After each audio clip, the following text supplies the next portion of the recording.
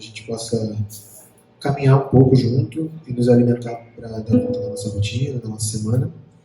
Eu quero te pedir também pela nossa comunidade de fé, pela nossa igreja, que o Senhor possa nos sustentar, nos dar forças para lidar com as dificuldades no dia a dia, com as tarefas que estão colocadas para a gente, com os nossos sonhos e projetos enquanto comunidade. Quero te pedir que a gente possa cada vez mais mobilizar pessoas. Hoje é um dia de um rito que faz parte da nossa organização, né, da Assembleia e tudo isso. E isso também é um espaço sagrado, um espaço separado para a gente elaborar, construir e organizar como a gente quer fazer essa igreja ser mais próxima daquilo que a gente acredita que é o teu projeto para as nossas vidas. Então, que o Senhor possa nos inspirar também em todas essas outras atividades, mas às vezes duras, burocráticas, organizativas, que a gente também possa se alimentar ao longo dessa rotina. E que a gente possa ter cada vez mais pessoas engajadas nessa construção também. Quero te pedir também, por esse domingo, que possa ser um dia tranquilo, um dia de paz, um dia que a gente possa se realimentar. Eu te peço, eu te agradeço, em nome de Jesus, amém. Vamos começar cantando?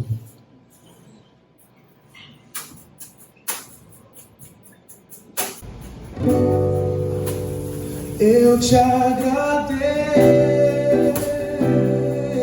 Senhor, pelo carinho, pelo amor, pelo cuidado que tens por mim.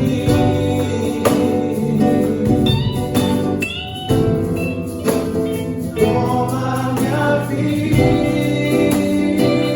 em tuas mãos, o meu coração vem transformar em Cristo num novo ser.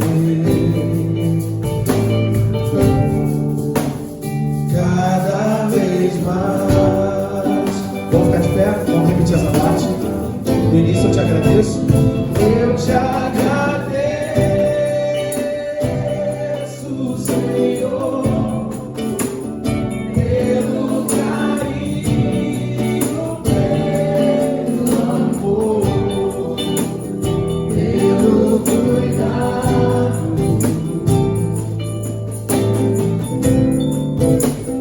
que tens por mim.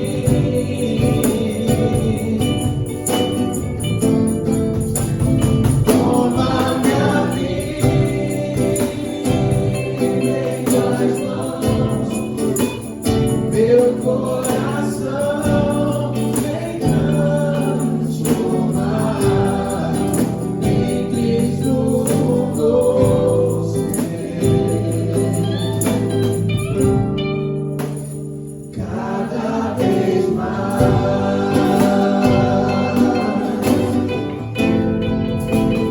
Quanta esperança,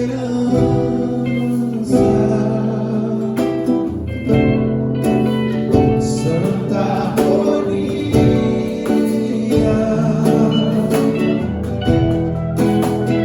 ouço uma voz me chamar, voz de perdão,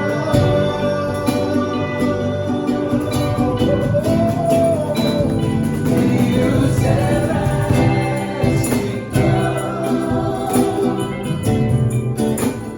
toca minha face com ternura e diz: meu filho, descanse em paz, em mim vais achar.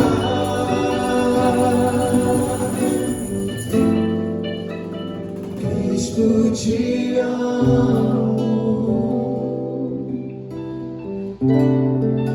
tu és minha luz.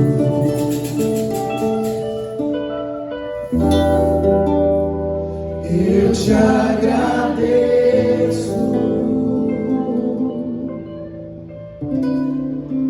querido Jesus.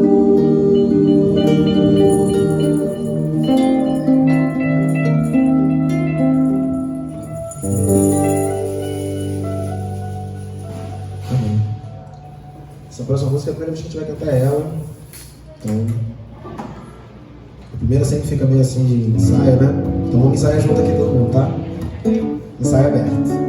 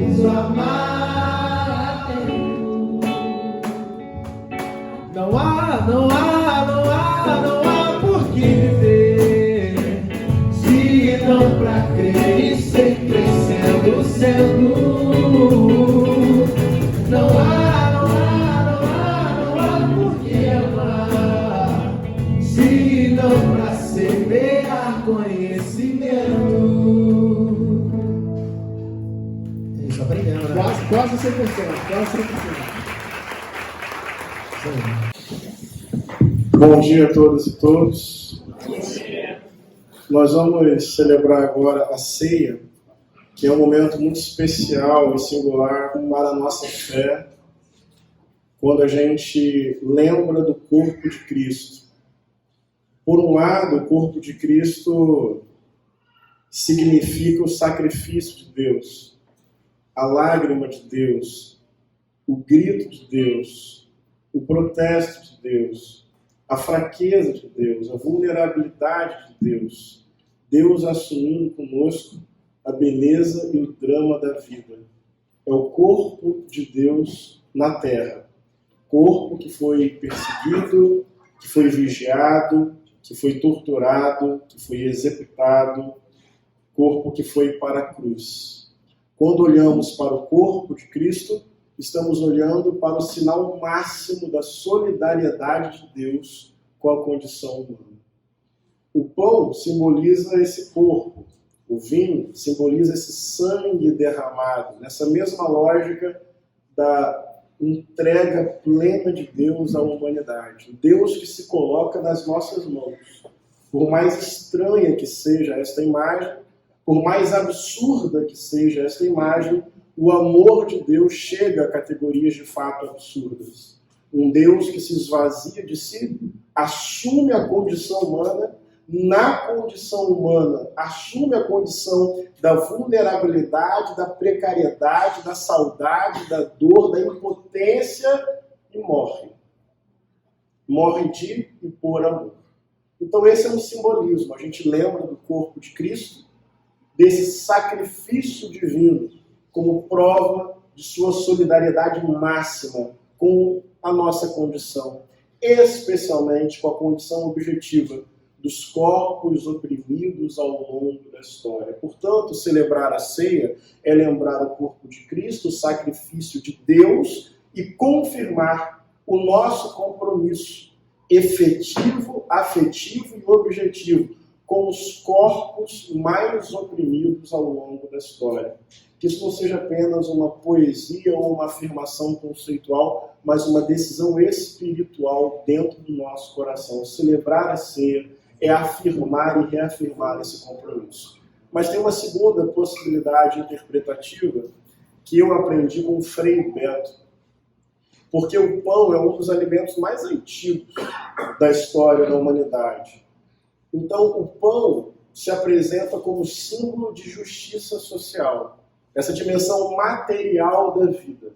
Nós vivemos num país em que a desigualdade é aviltante, em que a pobreza é uma realidade muito séria, em que pessoas não têm, muitas vezes, o suficiente para manter o seu corpo vivo. Estamos falando da fome, mas não a fome que vai bater daqui a pouco, quando der meio-dia, mas a fome crônica, que leva à subnutrição, que aumenta a mortalidade infantil.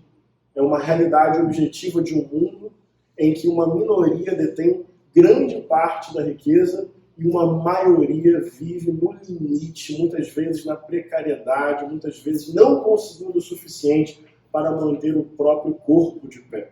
Quando celebramos a ceia, quando comemos o pão, estamos anunciando a ética do reino de Deus, que é uma ética que incide sobre a vida, que divide a riqueza, que denuncia o acúmulo de renda e de propriedade e afirma que no reino de Deus o pão é direito de todos, acessível a todos, portanto, justiça social. Não é uma demanda político-partidária, é uma exigência espiritual do Evangelho e da tradição bíblica. E o vinho, também na linha do Frei Beto, o vinho já é um elemento lúdico. O vinho já é um elemento poético. A gente, como é que diz aquela música do Arnaldo Antunes? A gente não quer só comida, a gente quer bebida. A gente não quer bebida, não tem isso na música. Veio pra mim. A gente quer o quê? Comida? Não tem bebida. Segue. A gente quer o lúdico. Ou seja, a partir da justiça social materializada no pão, a gente quer que o ser humano desfrute do maior potencial da sua própria existência. Que ele se descubra, que ele se invente, que ele brinque, que ele se embriague de alegria. Portanto, a ceia, ao mesmo tempo, nos vincula ao corpo de Cristo enquanto sacrifício de Deus, que assume a vida e a morte que fazem parte da nossa existência, mas também aqui tem uma profecia, tem uma denúncia, tem uma exigência espiritual. Pão partilhado para que o vinho seja possível, para que todas as pessoas brinquem, brindem, celebrem. Agora, quando a violência massacra, quando o Estado mata, quando o rico oprime, quando a aposentadoria já não é mais uma possibilidade, quando o trânsito está engarrafado, quando o gás carbônico enche os pulmões cada vez mais em excesso, fica difícil desfrutar do vinho da vida. Quando os opressores massacram cada vez mais quem só quer sobreviver. Portanto, tem um simbolismo muito profundo aqui na celebração da ceia. Convido você, enquanto a gente se prepara aqui para receber vocês, mas eu convido que você agora feche os seus olhos, se assim desejar, para levar o seu pensamento ao simbolismo mais profundo da ceia. Lembrando que qualquer pessoa pode participar, a mesa não é da igreja, a mesa é de Jesus. Jesus é maior que qualquer confissão religiosa, denominacional. Qualquer um e qualquer uma que queira, com muita consciência, participar desse momento, entendendo esses valores, vem. Pode ser um momento descontraído, pode ser informal, mas vem com uma postura interior de quem está entendendo o que significa vir aqui à frente, partilhar desse pão e tomar esse vinho. A nossa igreja tem uma boa característica de informalidade, isso não precisa ser perdido. Mas vem com essa consciência, vem com esse anúncio, vem com essa reverência interna, vem com esse coração quebrantado, vem aqui anunciar um novo mundo, celebrando a ceia do Senhor Jesus Cristo de Nazaré, vivo e presente entre nós aqui nessa manhã. 1 minuto de oração, depois celebramos a ceia.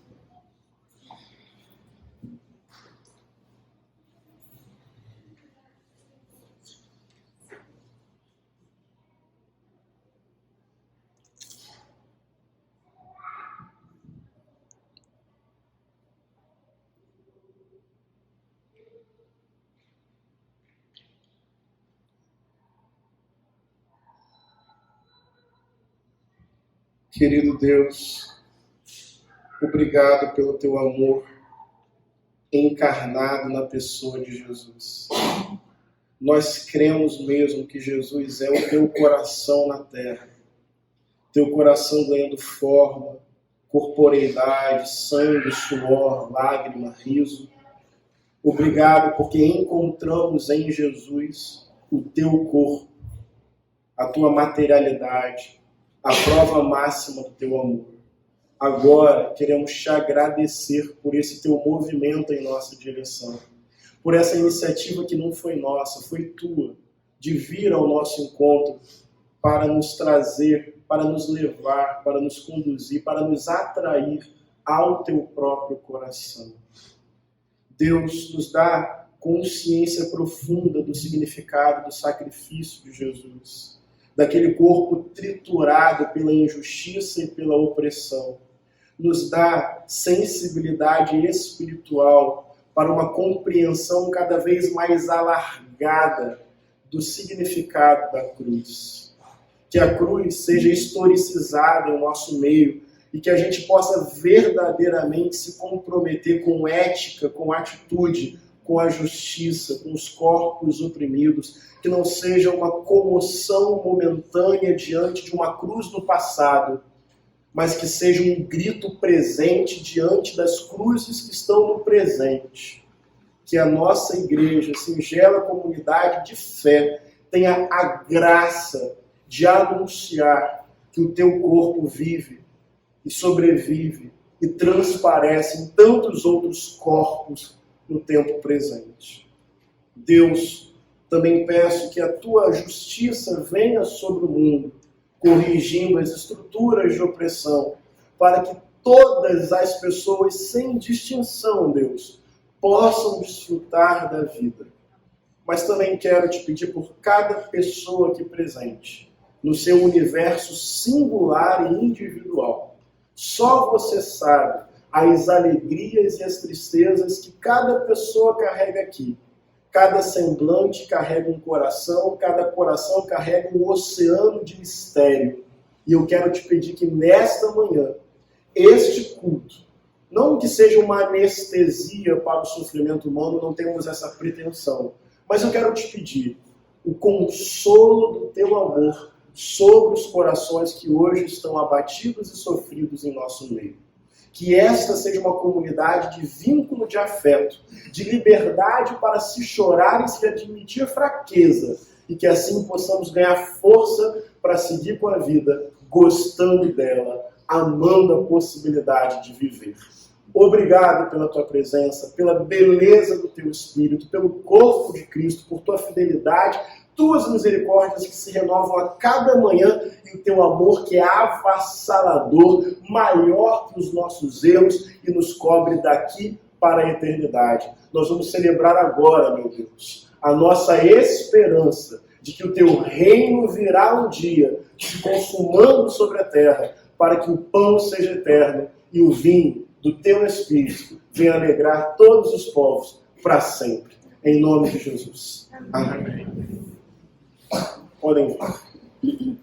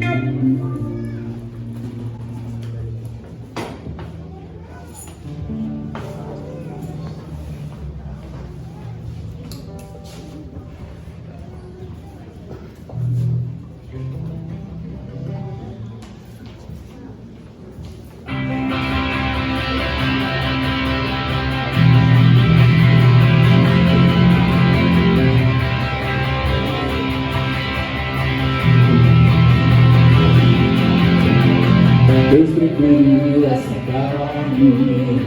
Não quis os templos que eu posso construir com as mãos. me fez casa, eu sou morada, lugar de Deus,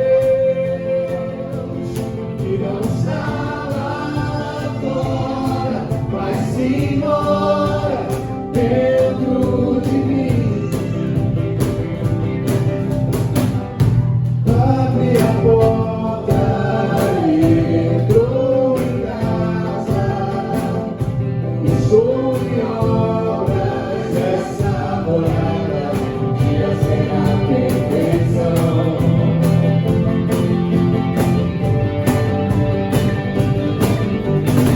Deus preferiu essa carne, não quis os tempos que eu posso construir.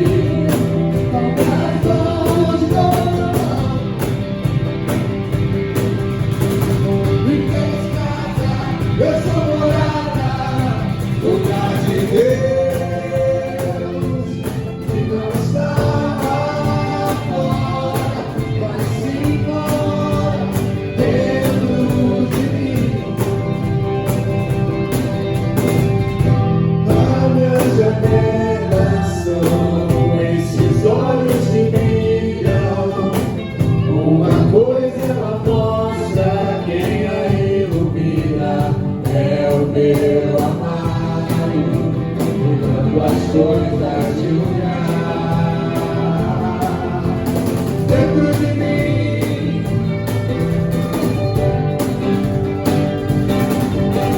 Dentro de mim. Vamos ficar de cara pra gente. Oh, oh, oh, eu sou casa, lugar de Deus, que Ele habita em mim. Eu sou casa, lugar de Deus, que Ele habita em mim.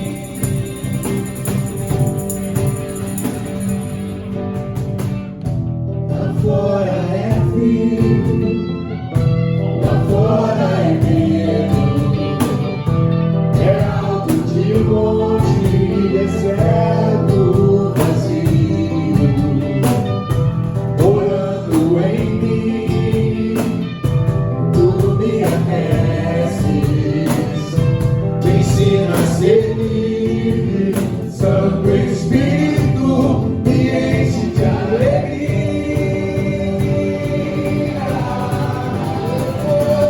e eu sou casa, lugar de Deus, que Ele habita em mim. E eu sou casa, lugar de Deus, que Ele habita em mim. Mais uma vez eu sou casa, e eu sou casa, lugar de Deus, Ele habita em mim. E eu sou casa, lugar de Deus, Ele habita em mim.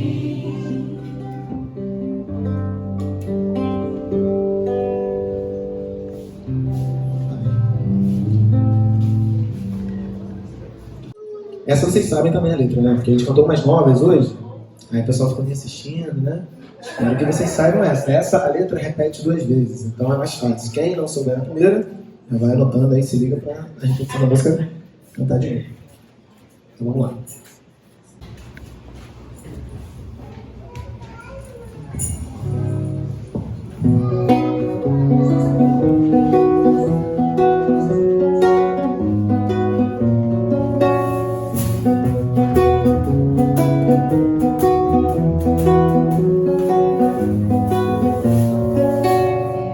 De onde vem a calma que invade, desacelera o temor, deixa abrir os sonhos, abre caminhos pra seguir. Se é tão longe, não precisa pressa, o vento é quem leva, e e uma voz que soa dentro do peito diz, e o amor lança fora o medo, me refaz e me faz sonhar de novo. Minha paz não é mais segredo, invadiu meus dias mais sombrios, fez morar em mim o amor.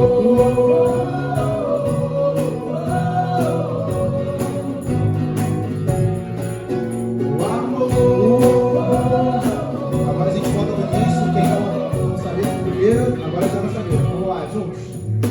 De onde vem a calma que invade, desacelera o temor, deixa abrir os sonhos, abre caminhos pra seguir. Se é tão longe, não precisa pressa, o tempo é quem leva, e uma voz que soa dentro do peito diz, oh, e o amor lança fora o medo, me refaz e me faz sonhar de novo.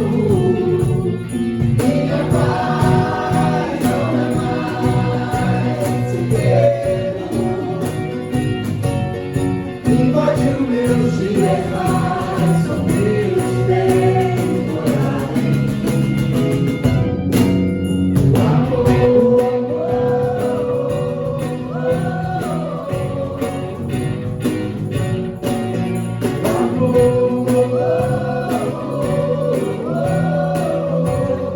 Mais uma vez, vamos agora.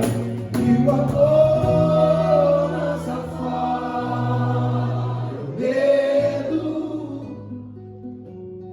me refaz e me faz sonhar de novo. Minha paz não é mais segredo, invadiu meus dias mais sombrios, fez morar em mim o amor, o amor.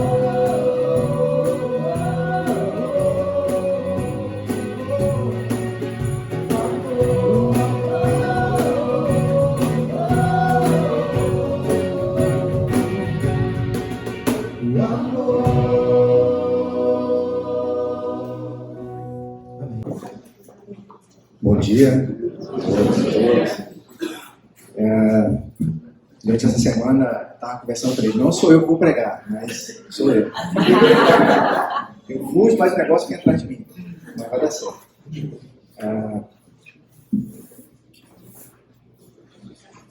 Quero conversar um pouco hoje sobre uma expressão que faz muito sentido na caminhada dessa comunidade, que é a ideia de um Deus afetado. Um Deus que sustenta a possibilidade de uma divindade afetada pela sua criação, pelas dores, pelos sofrimentos, alegrias, desejos, anseios, felicidade. E aí, diante dessa ideia, eu vou propor uma questão só. Deus como presente e que se retém na história. Então, é um Deus que está aqui no nosso meio. A gente crê nisso, né? É coisa da fé. Mas ele também se retém para que a gente crie, para que a gente viva, para que a gente seja. Essa percepção aponta na direção de um Deus que escolhe o poder de reter-se. Então, em vez de dominar o tempo todo, ele se retém. A presença de Deus na história é determinada pela sua diminuição, pelo seu encolhimento. Deus se encolhe para viver plenamente a humanidade. Eu queria ler com vocês o texto que está lá em Filipenses 268, o aplicativo aqui deu um negócio aqui, que é essa ideia do Deus que se retém, do Deus que se diminui. Filipenses 2, do 6 ao 8. E ele diz o seguinte, a partir do 5. Tendo em vós o mesmo sentimento que houve em Cristo Jesus, que, existindo em forma de Deus, não considerou o fato de ser igual a Deus, algo a que devesse se apegar, mas, pelo contrário, esvaziou a si mesmo, assumindo a forma de servo e fazendo-se semelhante aos homens. Assim, na forma de homem, humilhou a si mesmo, sendo obediente até a morte, e morte de cruz. A experiência de Jesus é essa autolimitação, mas ao mesmo tempo é potente, emancipadora e criativa. O Deus que desce, que se autolimita para dizer para a gente que é possível. E aqui também reside a sua potência, em viver as limitações no seu limite e mesmo assim fazer a vontade do Pai. E mesmo assim apontar caminhos e direções. Então ela é potente também. Porque ela também cura, porque ela também tem comunhão, porque ela tem vida nisso tudo. A experiência de Deus no mundo, em Jesus, tem relação com um encontro com o mundo. E aí, como diz o Leonardo Boff, a experiência resulta do encontro com o mundo. Num vai e vem incessante. Encontro que nos permite construir e também destruir representações. Nesse encontro com o mundo, Deus que se encarna, ele não só se encarna e vive livremente. Ele vai se autoconstruindo conforme os seus encontros, conforme as coisas vão acontecendo na sua própria vida. Essa limitação o engrandece e o faz poderoso, único.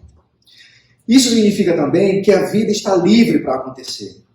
Não existem determinações, vontades, nem divinas, nem historicamente predestinadas. A ideia de vontade divina específica não dialoga com a percepção de uma história livre e em amor criada por Deus. E o amor, conforme o Frei Beto nos ensina, ela deve ser um desafio místico e político. Eu fiquei refletindo muito sobre essa expressão. O amor como desafio místico e político. A gente fala muito sobre amor.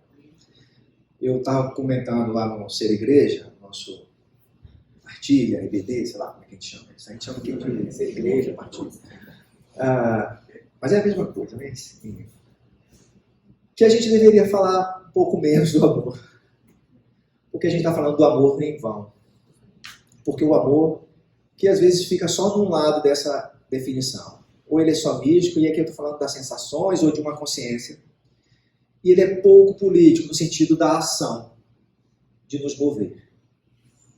E talvez o excesso de falar sobre isso está inibindo a gente, muitas vezes, de ser o amor presente, vivo, que aparece. Mais uma vez, o exemplo desse Deus que se autolimita, ele não fica lá só imaginando como seria isso. Ele faz isso. Ele se diminui e vira servo. Outra coisa, né? O amor tem essa relação em servir. Pensando em Jesus. Né? Ele se autolimita, tem uma ação concreta. Então, quando eu fico pensando, a gente fala muito sobre amor, por que eu estou falando para a gente refletir um pouquinho mais ou talvez viver mais esse amor do que falar? Porque as expressões evangélicas, em qualquer igreja, isso é um consenso. O amor. O amor de Deus. O amor de Deus. Eu te amo. A gente fala isso com muita tranquilidade. Isso é um consenso que une nós aqui, progressistas e os conservadores, a expressão amor. O que nos diferencia? A forma como a gente encarna o amor. Como a gente vive o amor. O amor é uma potência se vivida. E ela é um fracasso se apenas dita. Talvez a gente deva refletir sobre isso. Vamos falar de amor. Mas mais importante do que falar do amor é viver esse amor. A saída espiritual deve ter uma base ética e, portanto, uma ressonância política. E aí o Frei Beto continua. E ele vai falar sobre a oração. A oração como estímulo de ação. Somos convidados a transformar os nossos pensamentos, as nossas conversas com Deus, numa experiência concreta, histórica. Outra conversa que a gente teve, a nossa dificuldade. A nossa igreja tem umas coisas muito interessantes, né? Porque a gente fala e a gente ouve ali todo mundo conversando, e a oração é um dilema, né? Porque nós somos muito racionais, nós somos apaixonados pelas ciências humanas, e aí às vezes tem um conflito aqui, né? Como ser místico e ser tão amante das ciências, somente humanas. Já sabemos que tem aqui umas questões de mito, já entendemos que não conseguimos alcançar a divindade. Kant já falou isso pra gente lá atrás, os filósofos. E aí a gente pulou para o outro extremo. A gente tem uma igreja ativa, né, militante, mas a oração é um problema aqui, né, uma dificuldade. Né? Estou falando com quem, como assim, onde é que ele está, como que ele se revela. É uma experiência meio louca, fecha os olhos. Eu acho que deve ser de olhos abertos, mas tudo bem. A gente fecha os olhos.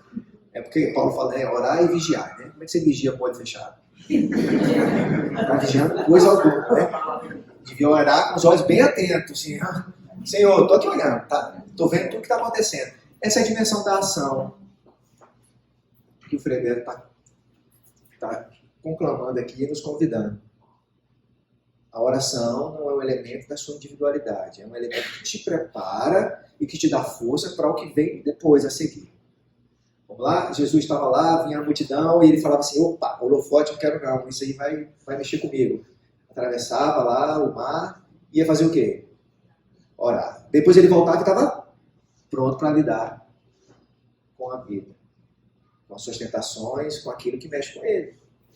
Então assim, somos todos militantes, e que bom, mas o militante precisa se alimentar, não só das ideias, mas alimentar também esse outro lado. Caso você faça parte desse negócio que se chama cristianismo, né? Discípulo de Jesus, essa coisa toda. Se não, cada um vai, né, ver onde é que enche, quais são as suas fontes. Mas nós fazemos o quê? Nós oramos e pedimos a Deus discernimento, força. Para ir para onde? Não sei. O que vai acontecer também não sei. Mas a gente se prepara para o que vier. Para discernir as coisas. Então, eu não consigo ver a oração como um elemento vazio, assim, sabe, de uma individualidade restrita e fechada. Eu vejo a oração como um elemento que te alimenta. Por isso que a gente não ora só mais num lugar. A gente ora o tempo todo. Em tudo que a gente está fazendo. Tudo. Absolutamente tudo. Isso significa que a gente vai acertar sempre? Não. Não vai. Mas a gente está disponível para Deus. Para entender, para discernir. Eu acredito que essa vida de Jesus só faz sentido porque tinha uma vida ali de oração. Eu falei também no Ser Igreja, estou fazendo muita propaganda no Ser Igreja para que esse povo vai lá. O Dom Helder Câmara, ele falava que ele passava a noite em claro, orando e se humilhando diante de Deus. Sabe por quê? Porque durante o dia ele era uma estrela. Tinha repórteres, gente, todo mundo querendo tocar o Dom Helder Câmara, ouvir o Dom Helder Câmara. E isso mexe com a gente. Isso mexe com o nosso ego, isso mexe com quem nós somos. Eu tenho para mim que a tentação de Jesus no deserto, o diabo era essas coisas que movem os seres humanos e que tentam os seres humanos. A riqueza, os desejos. Ele foi se confrontar com ele mesmo, para que ele pudesse continuar a sua caminhada. E aí ele entende que aquilo não acabava ali. Embora o texto bíblico bote ali, Jesus foi lá para o deserto para ser tentado. Mas aquilo não acaba ali. Ele entendeu que depois daquilo ele precisava continuar orando, continuar falando com o Pai, continuar se disponibilizando diante de Deus. Porque se ele não fizesse isso, ele não conseguiria. Quer ver o limite de Jesus? Antes lá de ser preso, ele vai e chora. Chora profundamente. Ele vivencia isso tudo. E ali ele ganha força de novo para enfrentar o que vem pela frente.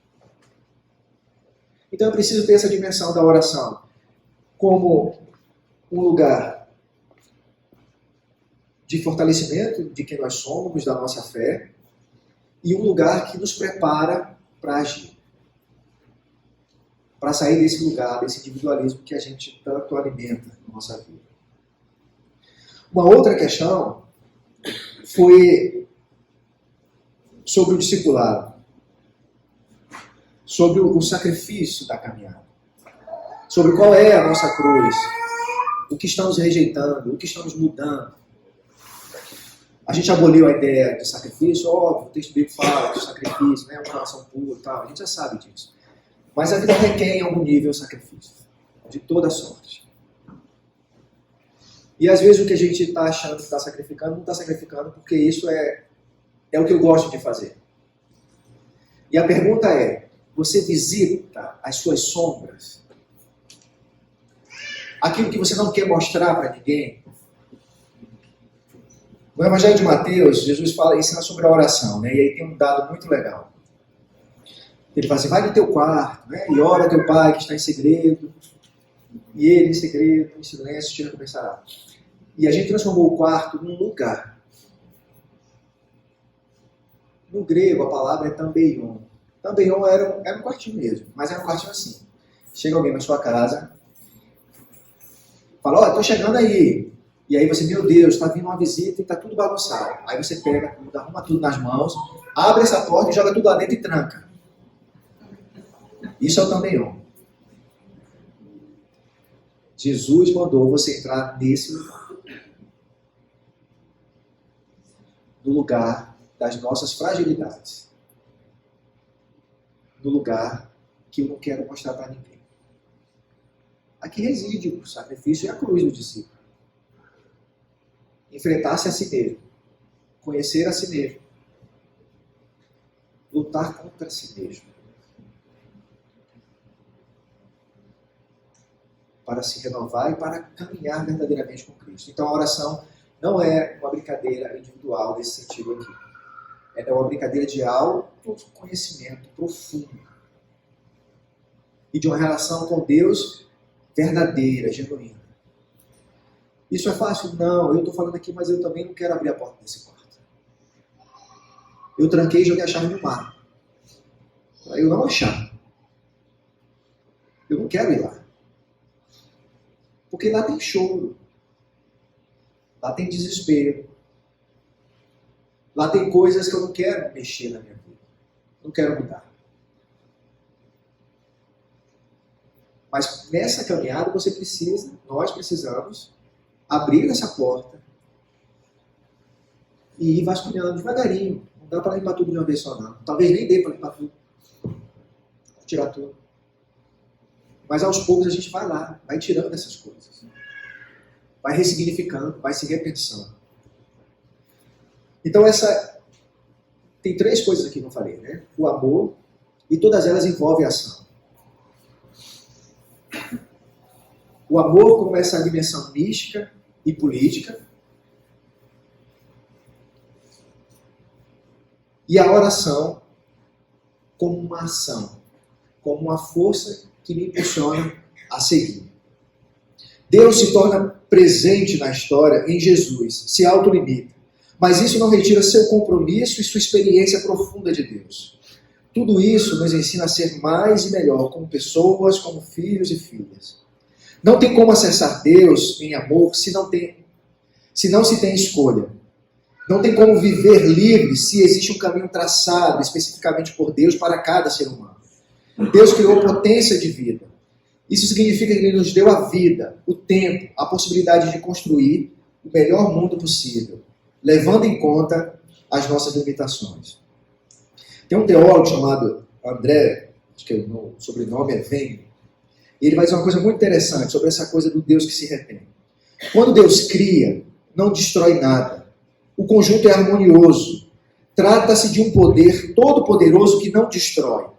Quando cria a vida a cada momento, Deus acrescenta vidas que Ele não vai continuar controlando. Ele planta as plantas que irão produzir suas próprias sementes e que poderão se reproduzir sozinhas. Deus dá a vida, mas o faz de maneira generosa. É um poder todo-poderoso que dá, mas que não controla. Que não quer reter, mas ao contrário, que liberta. Se você entendeu nada, se entender isso, está tudo certo, como o André falou. A gente tem a ideia do poder como algo que controla, que domina sobre. Até o Gênesis a gente buscou a pior interpretação, né? Dominar sobre. Tem uma outra interpretação que é viver em harmonia com. Mas como a gente lê a Bíblia já em português, a gente recebe e vai. Tudo bem. E a gente levou isso para a vida e para a existência. E aí o André está dizendo o seguinte, que o poder de Deus, e é óbvio, ele não vai tirar Deus de ser todo-poderoso, né? Mas ele traz um elemento aqui. Esse poder de Deus, ele é autocriativo e não controlador. E aí ele dá como exemplo a ideia da natureza. Deus criou a vida e as possibilidades, né? Cria as plantas. Mas dali ela frutifica. Ela segue seu curso, seu caminho. Assim é com a gente. Deus criou possibilidades na nossa existência. Mas o que nós vamos fazer com a nossa vida, cabe a nós. Entende isso? Ele não está aqui controlando todas as coisas. Ele não está delineando o seu caminho. Você acorda e você ora, Senhor, o que eu faço? Você vai fazer isso, a sua oração também faz. Mas no fundo você vai ter que escolher. Você vai ter que decidir. Não está traçado. Está aberto. Por que eu acredito nisso? Porque ele disse que era amor. Amor não controla. Amor anda. Do jeito que é, como está e como é. O amor anda. O amor não controla. Se ele não tivesse dito isso, talvez a gente podia brincar de ser controlador. Mas ele disse que ele é amor. Então isso é muito importante a gente entender. Para a gente parar de atribuir a Deus, talvez, coisas que estão no nosso campo. O Henrique começou aqui, falou sobre a ceia, e falou de várias questões que estão no campo social, das escolhas humanas. De como a gente quer viver em sociedade, como grupo. E a gente ora parecendo que Deus vai vir lá de cima sozinho e vai agir. Não, Ele deu potência para a gente. Ele deu capacidade para a gente. Ele nos deu inteligência. Ainda nos deu exemplos. Que a gente não está sabendo revisitar. E está repetindo. Nos deu a capacidade de perceber as coisas conforme a história. E a gente continua repetindo. Por quê? Porque a gente espera que Deus faça alguma coisa. Deus já fez. Nos criou, nos deu potência criativa para fazer o que a gente quiser. A gente só precisa escolher isso. No Antigo Testamento já começa assim, escolhe a bênção. É sempre uma escolha. Não creio num Deus que delimitou a sua vida, que delimita a minha vida. Eu vou acordar e o pé esquerdo. Isso eu acredito. Eu vou acordar com esse pé e vou trabalhar naquele lugar. Cara, tudo pode ser bênção. Depende de como você encara, de como você vivencia, de como você acolhe isso. Quer ver um dos testemunhos mais loucos que tem? Que a gente já ouviu, eu já ouvi em algumas igrejas, alguém vai lá agradecer a Deus por uma bênção, e a bênção é o seguinte: eu estava querendo comprar uma casa, e aí estava orando ao Senhor, e de repente eu encontrei uma pessoa que estava desesperada, endividada, precisando vender a casa, e eu fui e fiz um preço e comprei baratinho. Olha só que Deus desgraçado. Se aproveitando da miséria do outro. Faz sentido isso? Pode falar. Eu me senti mais à vontade que vocês concordaram com isso. Faz sentido? Não faz sentido. Deus não está mexendo nesse negócio aí. Deus talvez seja o outro que estava sofrendo lá e que teve que vender e se desfazer das suas coisas a preço de nada. Talvez Deus esteja lá do outro lado, não estava contigo, irmão. Você foi uma outra coisa.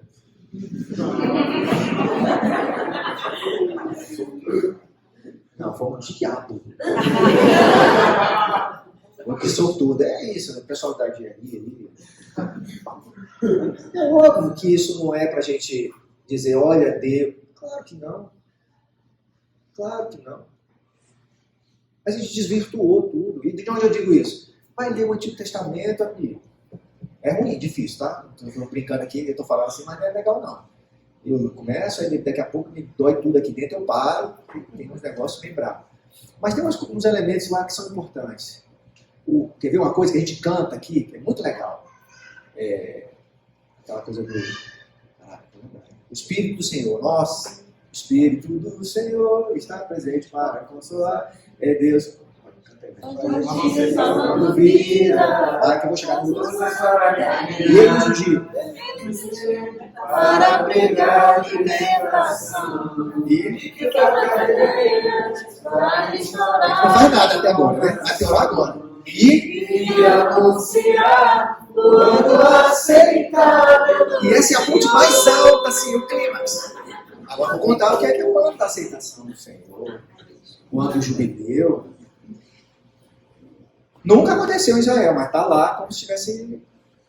Não como tivesse acontecido, mas como um desejo de sair de 7 anos, tinha que fazer a terra descansar. No 50º ano, tinha que perdoar todas as dívidas e devolver a terra de quem você... Olha só. Quem devolveu terra aí, dos crentes aí? Quem está devolvendo as casas dos outros, que pegou para construir? Viu que a gente canta, não sabendo que canta? O ano aceitável. Quer brincar do ano aceitável do Senhor? Quer brincar disso? É perdoar a dívida. O cara pegou 10 mil reais e você vai ter que perdoar, amigo. Porque ele não tem. E porque o Senhor diz que você tem que deixar para lá. Você pegou a casa dele como dívida. Depois de 50 anos você tem que fazer o quê? Devolver a casa para ele. Canta essa miséria aí.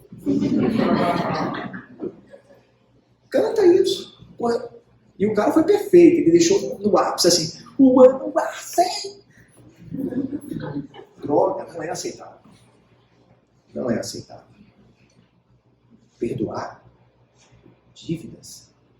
Ainda mais dívida, né? Não é aceitável. Curar e ir lá com os presos, libertar. A gente só quer ser liberto quando vai ter alguma coisa em troca. Bem-vindo às igrejas de hoje em dia. Então, até quando a gente canta, a gente tem que pensar sobre o que está cantando, porque o texto assim é rico, é pesado. A gente canta aqui, eu adoro essa música, mas eu fico pensando nisso. Nessa parte que é... Quer dizer, a gente não faz o resto todo, mas nessa parte, então, é pior ainda. Então, passa por essas coisas.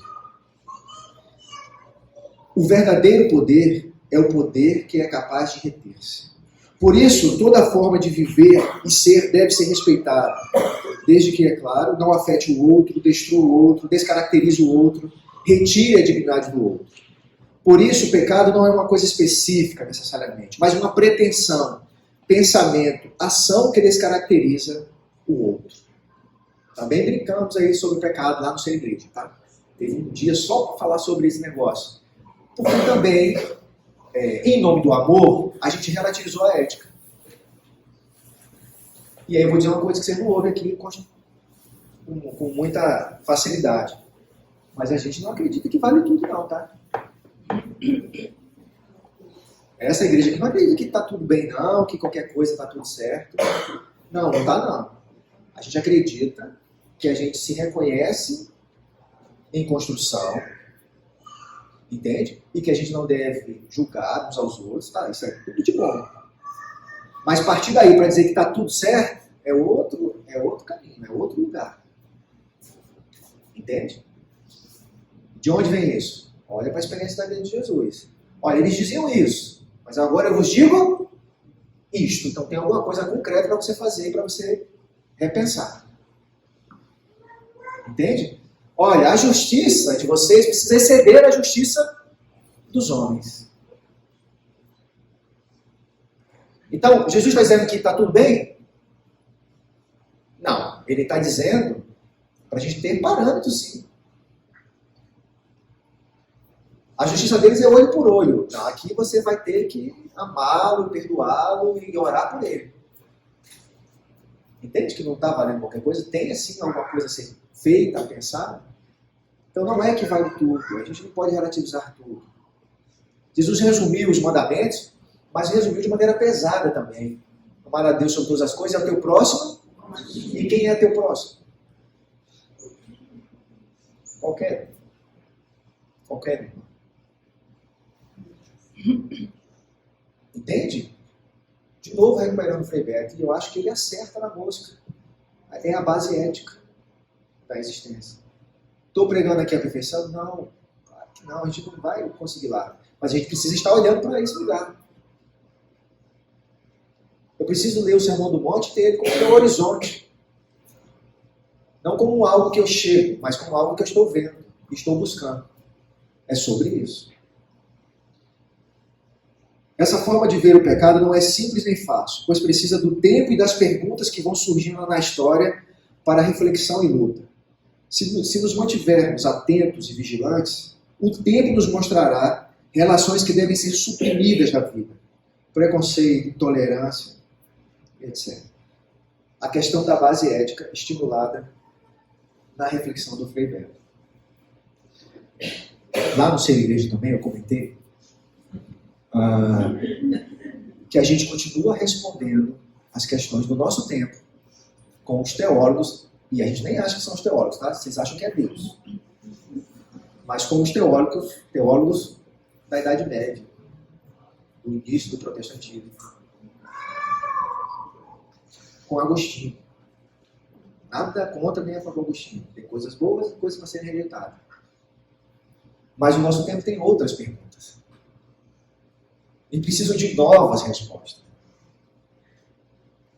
Por isso que Jesus não decreta leis. Ele decreta o amor, decreta que a gente deve buscar uma justiça mais excelente. E aí nos cabe pensar o que é justiça, o que a gente entende como justiça e como viver essa justiça. E aí nos cabe entender o que é amor, de que forma a gente pode expressar o amor. Olha só, está tudo aberto nesse sentido. Mas eu preciso dar uma resposta concreta sobre isso. Sobre qual é essa forma de encarar essas ideias que Jesus vai construindo na sua caminhada. E a igreja se mostra incapaz de se reter. Porque ela quer controlar, dominar. No nosso tempo é por isso que a ideia de uma teocracia não é rechaçada em nenhuma igreja. Nenhuma igreja, estou sendo exagerado. Mas na maioria delas aí, eles acham até que é bom. Uma teocracia. Uma teocracia vai matar muita gente. Não tenha dúvida. A gente já mata tentando ser democracia. A teocracia não tenha dúvida. Sabe por quê? Porque é uma lei divina. Ou você faz exatamente como a minha igreja diz, e a igreja não é a igreja, é Deus. Ou primeiro a gente vai começar excluindo, exilando. Daqui a pouco a gente vai perder a paciência e vai matar. Em nome de Deus. Mas não tenha dúvida disso. E aí eu pergunto, onde está o amor? Cadê o amor? Não tem amor porque esse amor não se retém. Porque ele é só poder que controla. Eu só te amo se você for como eu. Exatamente como eu. Se você pensar como eu. Se você frequentar a minha igreja. Se você for uma ovelhinha da minha igreja. Aqui não tem ovelhas, tá? Mas é sobre isso. É assim que se ama. Por isso que a gente é incapaz de responder as perguntas de hoje. Porque eu aprendi que eu tenho que amar quem é como eu. Que faz as mesmas coisas que eu faço. O amor de Deus está sobre aqueles que vivem naquela comunidade. Que aceitaram aquele Jesus. Mediado por aquela denominação. O amor de Deus não está espalhado pelo mundo. Só está para aqueles que fazem e que vivem da mesma forma que a minha comunidade vive. E a gente precisa refletir e responder a isso no nosso tempo, como comunidade. Mas primeiro, isso aqui precisa ser uma comunidade viva, sabe? Que é presente na história, que é presente na sua cidade. Sem isso, a gente não está fazendo nada, não está acontecendo nada, absolutamente nada. E seremos atropelados. Porque esse outro lado é muito organizado quando pensa em defender os seus pensamentos e as suas denominações. Para terminar, eu quero falar sobre o chamado do Evangelho. O chamado do Evangelho acolhe a vida, liberta a vida. Não categoriza, não cria rótulos para inferiorizar. O elemento principal é o respeito à vida, porque não existe um único jeito de ver a vida, de viver a vida. Uma comunidade que se chama pelo nome de Jesus precisa ser uma comunidade aberta para receber a todos e todas, sem querer dominar elas. Entende? Esse lugar aqui não pode ser um lugar de domínio. A minha fala não pode ser um lugar de controle. A gente está sempre mudando aqui quem vai pregar, embora nos últimos 2 aconteceu o que aconteceu comigo. Porque a gente não quer nem que esse púlpito seja um parâmetro único para vocês. Porque também é idolatria. Você pode se sentir inspirado por uma coisa que eu falo, que a Henrique fala, que a Ju falava, que quem esteve aqui fala. Isso é uma coisa. Mas o seu parâmetro precisa ser exclusivamente Jesus Cristo. E eu estou muito longe disso. O parâmetro de uma comunidade que se chama cristã precisa ser o Cristo. E você não vai encontrar o Cristo só aqui nessas palavras. Você precisa encontrar o Cristo na sua vida, pessoalmente. E aí, mais uma vez, vou recuperar como Jesus fazia isso. Orando. E caminhando. E encontrando pessoas. A coisa da experiência. Que se dá no encontro com o outro. No encontro com o mundo. E ao se encontrar com o mundo, vai transformando o mundo. Porque vai entendendo as perguntas e vai propondo as respostas. Agora vem a parte terrível que eu vou terminar com ela. O fim disso é o céu? Não, possivelmente é a morte. É a morte. Vamos lá recuperar os ícones aí? Martin Luther King. Está vivo aí? Gandhi. A irmã Dorothy. Estão vivos? Morreram de velhice, dormindo. Graças a Deus, Leonardo está aí, Freber está aí. Vamos mantê-los aí. Mas alguns ficam pelo caminho. Essa é a dimensão. A gente gosta do Cristo pop.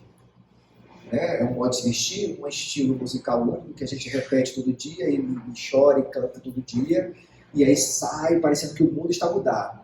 Não, não está nada mudado, está tudo ruim, e você acreditando que vai mudar pelo poder do Senhor. E eu vou ser sempre a pedra no sapato de vocês. Eu vou dizer que, quando eu olho para a experiência cristã, desde o início, os primeiros morreram dentro de uma arena. Tem a história de uma mulher que ela é torturada, colocada para ser comida pelos leões, os leões não comem.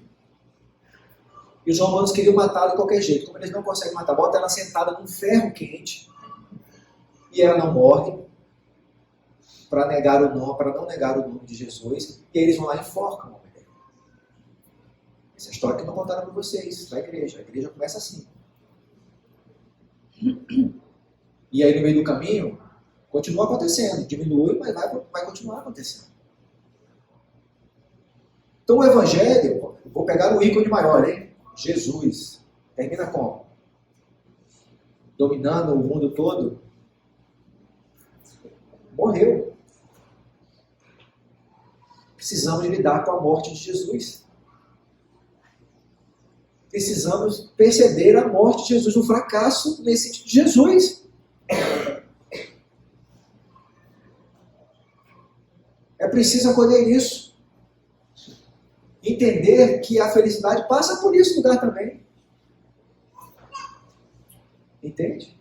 Porque ela é maior do que essas dores, mas elas vão acontecer. Vocês têm as suas dores, eu tenho certeza. Eu tenho as minhas, todo mundo aqui tem as suas. Então, é impossível querer um evangelho da felicidade. O evangelho da felicidade tem alguma coisa errada. Porque o evangelho é da esperança. Entende a diferença? É da esperança, não é da felicidade. Cega e inocente. É uma luta que não acaba. Que vai até o fim das nossas vidas. E se a gente encarnar concretamente o Evangelho, talvez alguns de nós teremos a vida abreviada. Porque lutamos contra poderes que estão instituídos. O diabo não é uma coisa que está lá, não. O diabo está aí permeando aí as nossas atitudes e as nossas ações. A gente gosta de brincar dessa coisa mística e cósmica, de dois seres que ficam brigando com espadas lá no céu. Caralho, o diabo está aí, ó. Diabólico é tudo que separa, como diz o Leonardo Boff. E o simbólico é tudo que une. Entende? Então o cristianismo tem esse poder simbólico. Mas ele luta todos os dias contra o poder diabólico. Ou seja, o evangelho tem o poder de unir e passa a vida toda lutando contra aqueles que querem separar, dividir em classes, em cor, em tudo.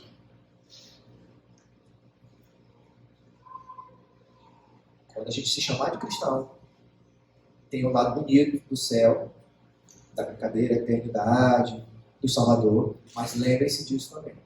Tem o lado da coisa concreta, da vida real, dessa luta que não acaba nunca, contra todos esses poderes que querem separar. Por isso que o Frei Beto está certo e fala que é política. Entende? O Evangelho passa por esse lugar.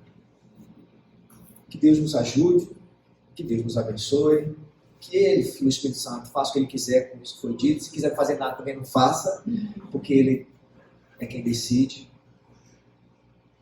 E que a gente tenha essa capacidade de transformar isso aqui numa comunidade viva, sabe? Que se retém, que não domina, que não controla, mas que ora, porque tem parâmetros éticos no amor de Jesus Cristo. Amém? Amém. Deus abençoe. Vamos ficar em pé pra gente.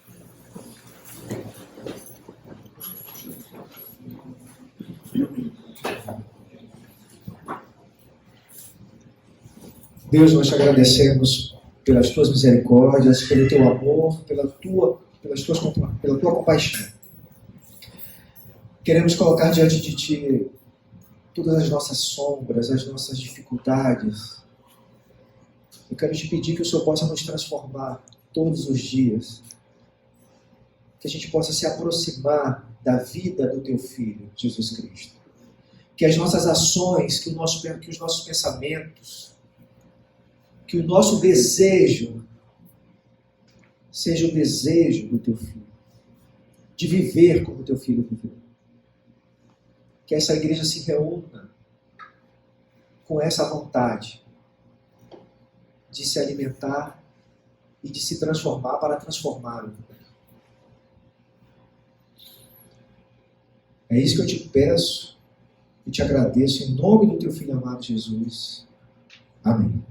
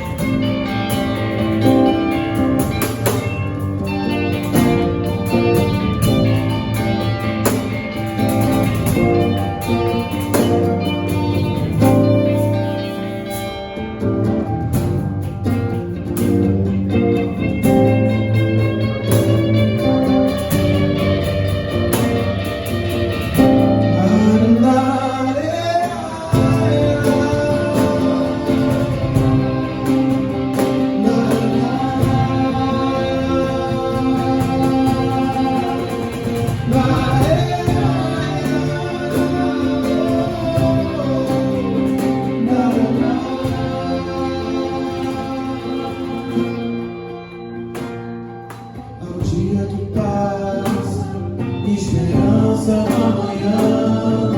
Aos livros ainda não lidos, desapego as coisas vãs. A falta do céu estrelado, luzes sobre o mar da cidade.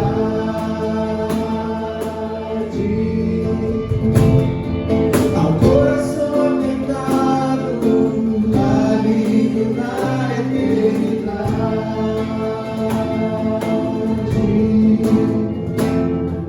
As lindas cantigas cantadas, ouvidos agradecidos, ao silêncio que sopra, vento com som de riso,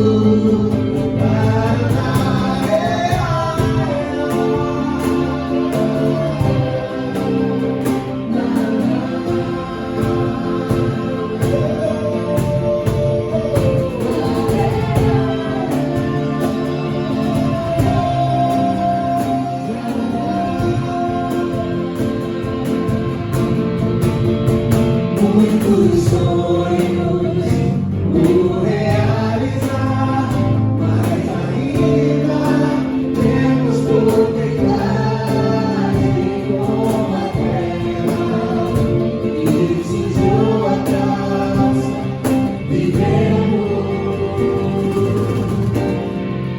sem vaidade,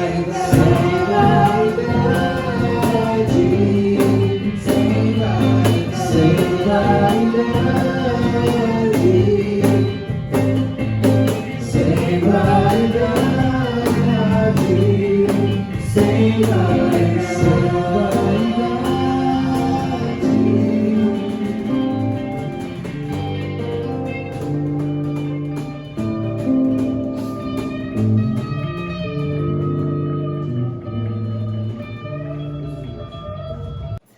Deus, obrigada por essa oportunidade que a gente teve de estar aqui reunido para te agradecer por essa semana que passou e pedir que o Senhor continue conosco.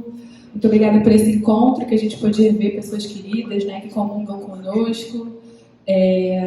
Quero te pedir que o Senhor continue nos protegendo, nos renovando a nossa força, a nossa saúde, nosso ânimo, nosso discernimento para essa semana que vem, para esse fim de ano. Seja com essa nossa assembleia que a gente vai estar pensando em questões de cargos e objetivos, mas é importante que a gente possa estar, enquanto comunidade, enquanto igreja tua, pensando o que a gente deseja revelar para Niterói, para o Rio, para o mundo do teu reino, a partir de nós, espalhados no mundo todo, mas também enquanto igreja, enquanto corpo teu, Deus. Seja conosco e continue, né? Que eu te peço ainda, senão que eu mereço, mas em nome de Jesus, amém.